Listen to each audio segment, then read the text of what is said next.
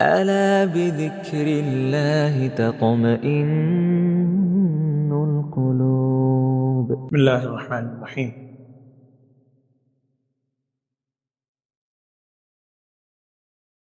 اللہ تعالیٰ کے فضل و کرم سے آج جو آپ نے قرآن پاک کی آیات سنی ہیں، ان میں کل سورہ کہف شروع کی تھی ہم نے، اس کا بقیہ حصہ حضرت موسیٰ علیہ السلام اور حضرت خضر علیہ السلام کا واقعہ تھا، اس کا بقیہ حصہ آج آپ نے سنا۔ اس کے بعد قرآن پاک کی ایک اور سورت اور واحد سورت جو کسی خاتون کے نام پر ہے، سورہ مریم۔ حضرت مریم علیہ السلام کی خصوصیت ہے کہ کسی خاتون کے نام پر اور سورت نہیں ہے، حضرت مریم علیہ السلام کے نام پہ سورت ہے، اور بلکہ نام بھی کسی خاتون کا قرآن میں نہیں ہے۔ امرأۃ فرعون، امرأۃ نوح، امرأہ کر کے لفظ ذکر کیا گیا ہے، حضرت مریم علیہ السلام کی خصوصیت ہے۔ ان کے نام پہ سورہ مریم آج آپ نے سنی۔ اس کے بعد حروف مقطعات سے سورت شروع ہوتی ہے، سورہ طٰہٰ، وہ الحمدللہ مکمل سنی۔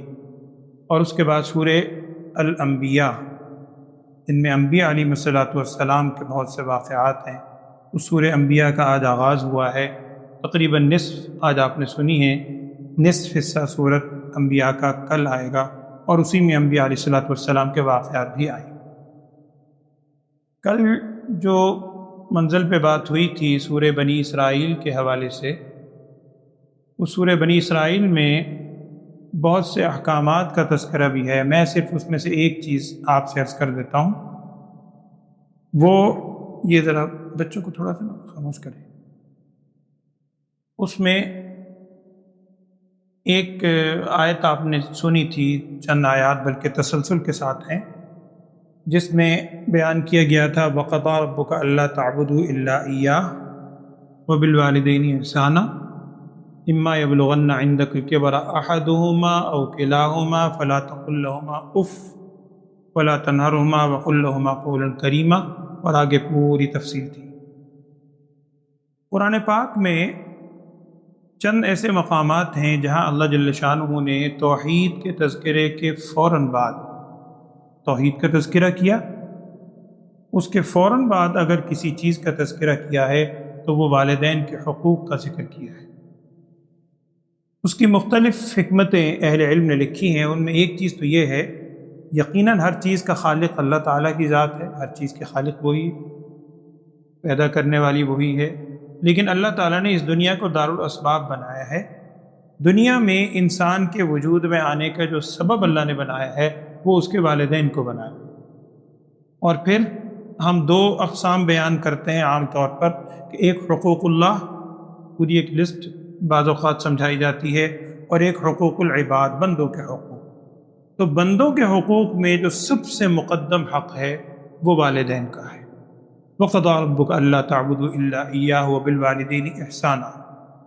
یہی وجہ ہے وہ رمضان کے حوالے سے آپ وہ حدیث اکثر علماء سے سنتے ہیں جس میں یہ ذکر کیا گیا ہے کہ نبی اکرم صلی اللہ علیہ وسلم ایک موقع پر ممبر پر تشریف لا رہے تھے، تو غیر معمولی واقعہ ہوا۔ صحابہ نے کبھی معمول سے ہٹ کر انہوں نے غور کیا کہ آپ صلی اللہ علیہ وسلم نے ممبر کی سیڑھیوں پر قدم مبارک جب رکھے تو ہر قدم رکھتے ہوئے آپ صلی اللہ علیہ وسلم نے آمین فرمایا۔ پہلی سیڑھی پہ قدم رکھا آمین، پھر دوسری پہ آمین، پھر تیسری پہ آمین۔ اب صحابہ کو معلوم نہیں، آمین سنائی دے رہی۔ خیر آپ صلی اللہ علیہ وسلم نے جو بھی خطبہ ارشاد فرمایا، بعد میں صحابہ نے پوچھا کہ یہ غیر معمولی واقعہ آج ہم نے معمول سے ہٹ کر دیکھا، اس پر نبی صلی اللہ علیہ وسلم نے ارشاد فرمایا تھا، جس کا حاصل یہ ہے، آپ صلی اللہ علیہ وسلم نے فرمایا تھا کہ حضرت جبرائیل علیہ السلام آئے اور انہوں نے آ کر 3 بد دعائیں کی، تین بد دعائیں کی، اور ایسی بد دعا، ظاہری بات ہے جبرائیل علیہ السلام خود تو نہیں لے کر آئے، اللہ جل شانہ کی طرف سے بھیجا گیا ہے، اور اس بد دعا پر رحمت للعالمین صلی اللہ علیہ وسلم نے آمین فرمایا۔ ان 3 بد دعاؤں میں سے ایک یہ والدین کے حوالے سے، ایک رمضان کے حوالے سے ہے، روزے کے حوالے سے، ایک والدین کے حوالے سے، اور ایک رسول اقدس صلی اللہ علیہ وسلم کی عقیدت و محبت کے حوالے سے۔ آپ صلی اللہ علیہ وسلم نے کیا فرمایا تھا کہ جبرائیل علیہ السلام آئے اور انہوں نے یہ بد دعا کی جس کا مفہوم ہے ہلاک ہو برباد ہو وہ شخص کہ جس کے سامنے آپ صلی اللہ علیہ وسلم کا ذکر مبارک آئے اور پھر بھی وہ ایسا بخیل آدمی ہے نعوذ باللہ، آپ صلی اللہ علیہ وسلم پر پھر بھی درود نہیں پڑھتا۔ اتنی رحمت والی چیز اس کو اللہ کی طرف سے نصیب ہو رہی ہے، پھر بھی درود نہیں پڑھتا، ایسا شخص ہلاکت و بربادی کے لائق ہے۔ آپ صلی اللہ علیہ وسلم نے فرمایا آمین، واقعتاً اس کو ہلاک ہو جانا چاہیے۔ اور پھر آپ صلی اللہ علیہ وسلم نے فرمایا کہ دوسری سیڑھی پہ جب قدم رکھا تو آپ صلی اللہ علیہ وسلم نے ارشاد فرمایا ہلاک ہو برباد ہو وہ شخص جس نے اپنے والدین کو دونوں کو یا دونوں میں سے کسی ایک کو بڑھاپے کی حالت میں پایا، یعنی ایسی حالت میں کہ جب ان کی تھوڑی بہت خدمت کی ضرورت ہے، کیا خدمت لینی، کچھ بھی نہیں، اگر خدمت کی تھوڑی بہت ضرورت تھی بڑھاپے کی حالت میں پایا اور پھر بھی ان کی خدمت کر کے وہ جنت حاصل نہ کر سکا تو ایسا شخص بھی ہلاکت و بربادی کے لائق ہے۔ نبی صلی اللہ علیہ وسلم نے فرمایا آمین۔ اور تیسری بد دعا یہ فرمائی تھی کہ ہلاک و برباد ہو وہ شخص جس کی زندگی میں صحت و عافیت سے اللہ نے امن و سلامتی سے یہ ماہ مقدس ماہ صیام اسے عطا کیا، اتنی بخشش والا مہینہ، اور وہ ایسا بدبخت ہے کہ اس کو بھی غفلت میں گزار دیا اور اس مغفرت والے مہینے میں بھی اپنی مغفرت اگر نہیں کروا سکا، ایسا شخص ہلاکت و بربادی کے لائق ہے، جس میں آپ سے نے فرمایا تھا آمین۔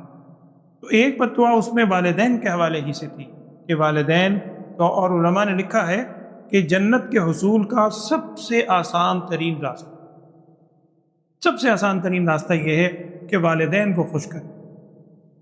نبی صلی اللہ علیہ وسلم نے بہت احادیث میں اس چیز کی وضاحت فرمائی۔ ایک حدیث میں آپ سے ارشاد فرمایا تھا رضا الربی فی رضا الوالد، کہ رب کی رضامندی والد کی رضامندی، اور رب کی ناراضگی والد کی ناراضگی میں ہے۔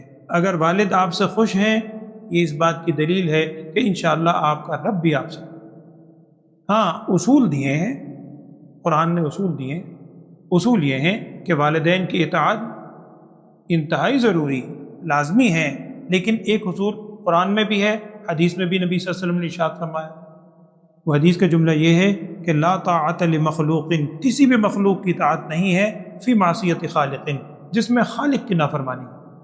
اگر اللہ کی نافرمانی کا حکم دے کوئی بھی ہو، چاہے والدین ہو نعوذ باللہ، پھر تو اطاعت نہیں ہے، لیکن اس کے علاوہ ہر معاملے میں والدین کی اطاعت ہے۔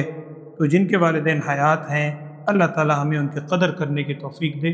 اور یہ بھی ذہن میں رکھیں کہ جب دنیا سے رخصت ہو جاتے ہیں، والدین ہوں یا کوئی بھی ہوں، ہم بعض اوقات سمجھتے ہیں کہ اب یہ سلسلہ منقطع ہو گیا۔ سلسلہ منقطع نہیں ہوا ہے، اس کا راستہ بدلا ہے، صرف ٹریک بدلا ہے۔ اب بھی آپ ان کی خدمت کر سکتے ہیں۔ پہلے آپ خدمت کر سکتے تھے فزیکلی، ان کے پاس بیٹھ کر، مالی طور پر، جانی طور پر، ویسے بیٹھ کے خدمت کرتے تھے۔ اب بھی آپ خدمت 100% کر سکتے ہیں۔ اب آپ، اسی لیے حدیث میں آپ صلی اللہ علیہ وسلم نے نیک اولاد کو صدقہ جاریہ فرمایا۔ اب جتنے آپ نیک کام کریں گے، ان کے اعزاء و اقرباء کے ساتھ اگر آپ حسن سلوک کریں گے، آپ کو لازماً اس کا اجر آپ کو ملے گا اور آپ کے والدین کو بھی اجر ملے گا۔ تو میں عرض کر رہا ہوں کہ اس میں قرآن پاک نے اس آیت میں بہت ساری تفصیل بیان کی، اور وہ دعا بار بار ہم پڑھتے ہیں، آپ کو یقیناً وہ دعا یاد ہوگی۔ قرآن کی دعا ہے، اسی موقع پر اللہ تعالیٰ نے سکھائی سورہ بنی اسرائیل میں کہ رب ارحمہما کما ربیانی صغیرا، رب ارحمہما کما ربیانی صغیرا۔ یہ رب ہمیں خود سکھا رہا ہے، تو والدین کے لیے یہ دعا ضرور مانگیں، رب ارحمہما، اے میرے رب ان دونوں پر رحم فرما، میرے والدین پر، کما ربیانی صغیرا، جیسا انہوں نے مجھے بچپن کے اندر پالا، مجھ پر رحم کیا، جیسے انہوں نے مجھ پر رحم کیا تو بھی ان کے اوپر رحم کر۔ میں تو صرف کہہ ہی سکتا ہوں اپنی شان کے مطابق ان پر رحم کریں۔ تو والدین کی قدر کریں، اگر حیات ہیں جتنا آپ خدمت کر سکتے ہیں وہ کم ہے، اور حق یہ تو کبھی ادا ہی نہیں ہو سکتا۔ حق تو یہ ہے کہ حق ادا نہ ہو، حق کبھی ادا نہیں ہوگا۔ تو بہرحال اس میں بڑی تفصیل سے پھر بنی اسرائیل میں یہیں اللہ تعالیٰ نے 7 یا 8 چیزوں کا حکم دیا، ان میں 3 غالباً نہ کرنے والے کام ہیں، یا 3 کرنے والے غالب کرنے اور نہ کرنے والے کام ہیں۔ اسی رکوع سے آگے وَلَا تَقْتُلُوا أَوْلَادَكُمْ خَشْيَةَ إِمْلَاقٍ وَلَا تَقْتُلُوا النَّفْسَ الَّتِي حَرَّمَ اللَّهُ إِلَّا بِالْحَقِّ، اور اس کے بعد کہ وَلَا تَقْرَبُوا الْيَتَامَىٰ وَلَا تَقْفُ مَا لَيْسَ لَكَ بِهِ عِلْمٌ، پوری تفصیل سے وہاں پر اللہ تعالیٰ نے احکامات ذکر کیے سورہ بنی اسرائیل۔ سورہ کہف کا جو کل ہم نے آغاز کیا تھا آج مکمل ہوئی ہے۔ سورہ کہف کے حوالے سے آپ کے علم میں یہ بات ہوگی، اور فی زمانہ اس دور میں تو خیر بہت ہی زیادہ اس کی ضرورت ہے کہ سورہ کہف کی ابتدائی 10 آیات اور بعض روایت میں آخری 10 آیات کا ذکر بھی ہے۔ میں خواہش تو اہل علم میں یہ لکھا ہے، ہم نے بڑے بزرگوں سے یہ سنا ہے کہ ہر شخص کو یہ آیات یاد ہونی چاہیے، سورہ کہف کی پہلی 10 آیات اور آخری 10 آیات، کیونکہ آپ صلی اللہ علیہ وسلم نے ارشاد فرمایا کہ دجال کا جو فتنہ ہے اس سے بچنے کے لیے بہت ہی اکسیر کا حکم ہے۔ اور ایک حدیث میں صحابی کہتے ہیں کہ ہمیں نبی صلی اللہ علیہ وسلم دجال کے فتنے سے ایسے ڈرایا کرتے تھے کہ آج تک کسی فتنے سے اتنا نہیں ڈرائے، اتنا ڈراتے تھے۔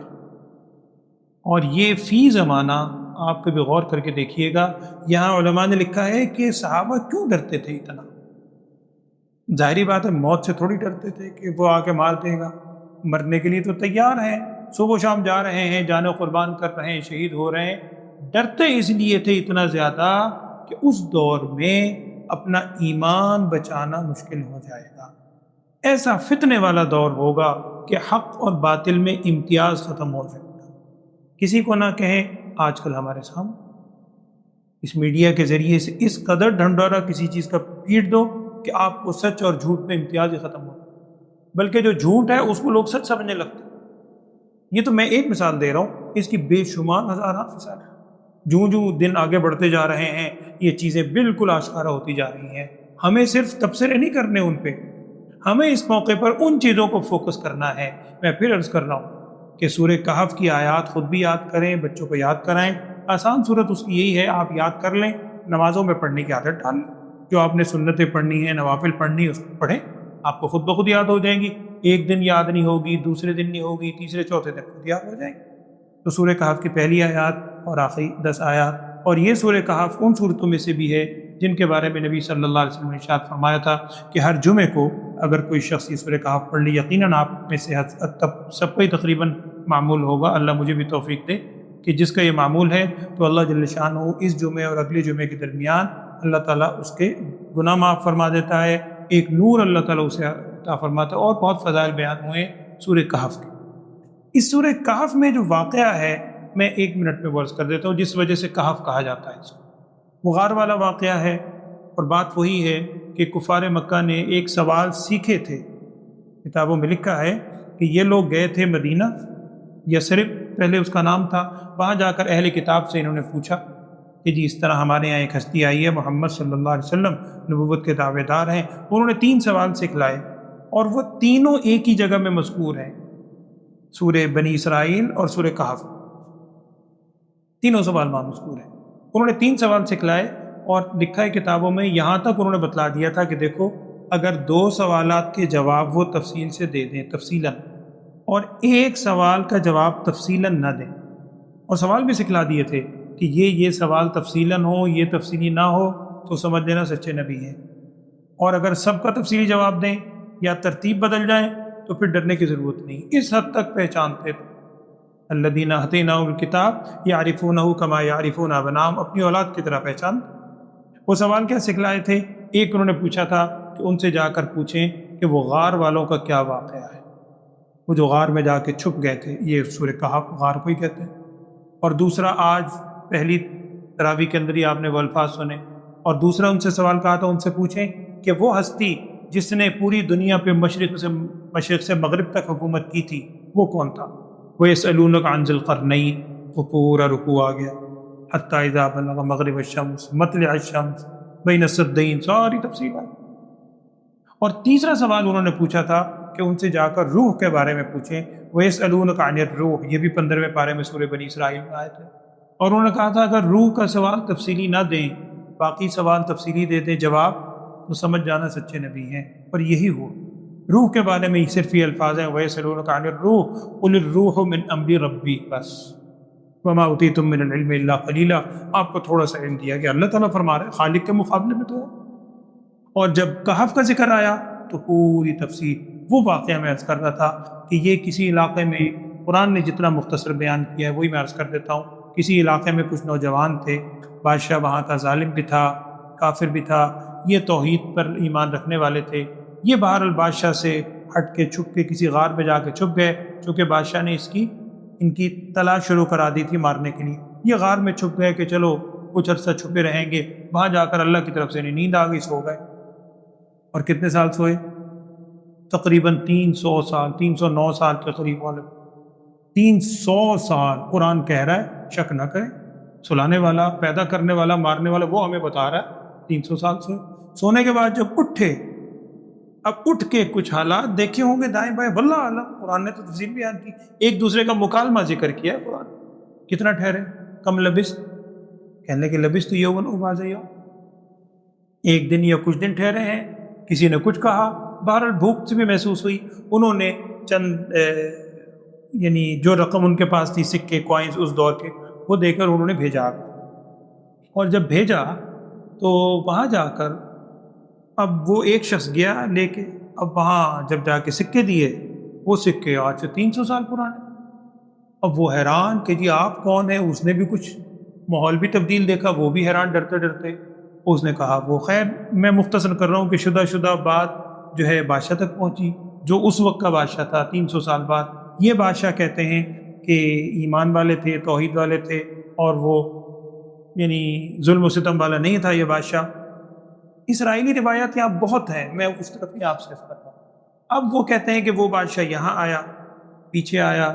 اب دو قول ہیں آگے جو کتابوں میں لکھے ہیں، واللہ اعلم، قرآن نے تو بیان نہیں کیا واقعہ بعد والا کہ وہ بادشاہ یہاں تک آیا، یہ غار کے اندر چلے گئے۔ کچھ کہتے ہیں کہ سارے باہر آئے تھے، تعداد بھی قرآن نے ذکر کیا، 5 7 جتنے بھی تھے، کتا بھی ساتھ تھا۔ کچھ کہتے ہیں باہر آئے، بادشاہ سے ملے، اس کے بعد اندر گئے اور اللہ نے ان کو موت دے دی پھر۔ اور کچھ کہتے ہیں کہ نہیں، بعض کتابوں میں ہے کہ وہ اندر گئے تھے، ملاقات نہیں ہو سکی، بادشاہ بعد میں وہاں تک پہنچا اور اس کے بعد یہ نگاہوں سے غائب ہو گئے۔ بادشاہ نے وہاں پر مسجد بنائی یا اس دور میں جو بھی عبادت خانہ تھا۔ یہ اسرائیلی روایات ہیں، کسی صحیح حدیث میں یہ پوری ڈیٹیل تفصیل کے ساتھ نہیں ہے، روایات میں ویسے ذکر ہے۔ قرآن نے تفصیل عبرت والا واقعہ بیان کیا ہے کہ اللہ تعالیٰ نے اتنے سال تک ان کو وہاں پر موت دی۔ اور رقیم، بعض کتے کا نام کہتے ہیں، اصحاب الرقیم بھی ان کو کہتے ہیں، بعض اس جگہ کا نام ہے، واللہ عالم۔ تو یہ غیر معمولی واقعہ یہاں بیان ہوا قرآن میں سورہ کہف کے اندر۔ اور ایک بات بس سورہ طٰہٰ کی میں آیت آپ کو بتلا دیتا ہوں، وہ آیت پہلے آپ کو یاد ہونی چاہیے اور ہوگی یقیناً، کہ جب قبر میں دفن کرتے ہیں کسی کو، میت کو جب قبر میں دفن کیا جاتا ہے، ایک آیت ہے، بعض کتابوں میں لکھا ہے کہ وہ آیت اگر پڑھ لی جائے، کوئی فرض واجب تو نہیں ہے، مستحب ہے، پڑھ لیں، اگر یاد آ جائے تو اس آیت کو پڑھ لیں۔ سورہ طٰہٰ کا 3 رکوع وہاں سے شروع ہوتا ہے، آیت نمبر اس سے میرے ذہن میں نہیں، سورہ طٰہٰ کا 1 رکوع، 2 رکوع اور 3 رکوع شروع ہوگا، 16ویں پارے کے مڈ میں یہ سورت شروع ہوتی ہے۔ آیت یہ ہے، منہا خلقناکم وفیہا نعیدکم ومنہا نخرجکم تارۃ اخری۔ اس آیت کو 3 حصوں میں، 3 حصے کا مطلب ہے کہ جب مٹھی ڈالی جاتی ہے مٹی کی، یہ بہت بڑا عبرت ہے، بہت بڑی عبرت کی بات ہے۔ ہم صبح و شام یہ واقعات پڑھتے بھی ہیں، سنتے بھی ہیں، پریکٹیکلی کر بھی چکے ہیں، بیسیوں سینکڑوں کو دفنا چکے ہیں، اپنے اوپر کبھی انسان رکھ کے یہ سوچنے کو بھی تیار نہیں ہے۔ تو پہلی مٹھی، بہتر طریقہ یہ ہے مستحب کہ ایک ہاتھ سے نہیں، دونوں ہاتھوں سے مٹھی لیں اور ایسے کر کے 3 مٹھیاں ڈالیں۔ پہلی مٹھی ڈالیں تو اس آیت کا پہلا پورشن پڑھیں، منہا خلقناکم، اس کا مطلب ہے کہ اسی مٹی سے ہم نے تمہیں پیدا کیا، اللہ فرما رہا ہے۔ دوسری مٹھی وفیہا نعیدکم، اور اسی مٹی میں ہم تمہیں لوٹا رہے ہیں۔ تیسری مٹھی ڈالتے ہوئے تیسرا حصہ پڑھیں آیت کا، ومنہا نخرجکم تارۃ اخری، اور اسی سے ہم تمہیں دوبارہ اٹھائیں گے۔ منہا خلقناکم وفیہا نعیدکم ومنہا نخرجکم تارۃ اخری۔ تو اگر یہ یاد رہے، سورہ طٰہٰ کے 3 رکوع کی پہلی آیت نمبر نکالی آپ نے 55 آیت ہے، بچے قرآن میں دیکھ رہے ہیں، آیت نمبر 55 ہے سورہ طٰہٰ، تو یہ یاد کر لیں۔ کل بھی میں نے آپ کو ایک آیت بتائی تھی سورہ بنی اسرائیل کی آخری، توکلت علی الحی الذی لا یموت، یہ منہا خلقناکم والی آیات یاد کر لیں۔ یہ تو وہ کام ہے جو پریکٹیکلی ہم صبح و شام کرتے ہیں۔ باقی اللہ تعالیٰ قرآن کی ساری تعلیمات پہ عمل کی توفیق دے۔ 1-2 باتیں سورہ انبیاء یہ دیگر ہیں، کل میں آپ سے عرض کروں گا۔ اللہ تعالیٰ ان باتوں پہ عمل کرنے کی ہم سب کو توفیق دے۔ الحمدللہ رب العالمین، اللہم صلی علی سیدنا و مولانا محمد وعلی آل سیدنا و مولانا محمد وبارک وسلم۔ یا اللہ ہم سب کے گناہوں کو خطاؤں کو معاف فرما، لغزشات سے درگزر فرما۔ بار بار بہت سے حضرات دعاؤں کی درخواست کر رہے ہیں، یا اللہ تو جانتا ہے، تمام بیماروں کو صحت والی زندگی عطا فرما، ہر قسم کی پریشانیوں سے ہم سب کو دور فرما، ہمیں اس یا اللہ ایام کی قدر دانی کی توفیق عطا فرما۔ وصلی اللہ تعالی علی خیر خلقہ سیدنا و مولانا محمد وعلی آلہ واصحابہ اجمعین، آمین۔